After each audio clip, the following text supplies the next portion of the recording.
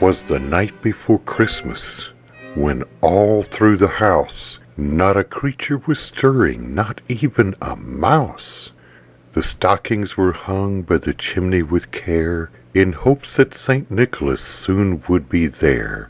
The children were nestled all snug in their beds, while visions of sugar plums danced in their heads.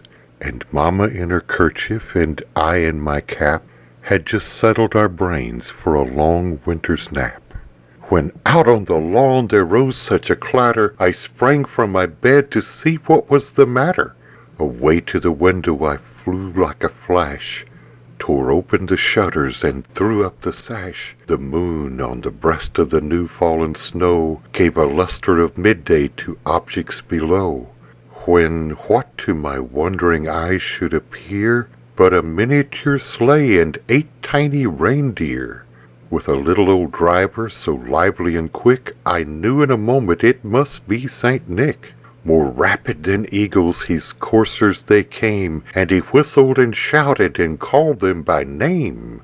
Now Dasher, now Dancer, now Prancer and Vixen, on Comet, on Cupid, on Dunder and Blitzen, to the top of the porch, to the top of the wall. Now dash away, all, as dry leaves that before the wild hurricane fly, when they meet with an obstacle, mount to the sky. So up to the housetop the coursers they flew, with a sleigh full of toys, and St. Nicholas too.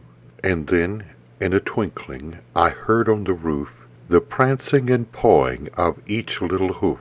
As I drew in my head and was turning around, down the chimney St. Nicholas came with a bound.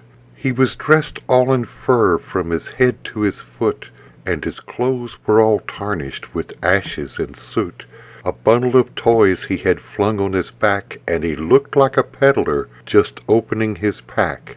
His eyes how they twinkled, his dimples how merry. His cheeks were like roses, his nose like a cherry. His droll little mouth was drawn up like a bow, and the beard on his chin was as white as the snow. A stump of a pipe he held tight in his teeth, and the smoke it encircled his head like a wreath. He had a broad face and a little round belly that shook when he laughed like a bowl full of jelly.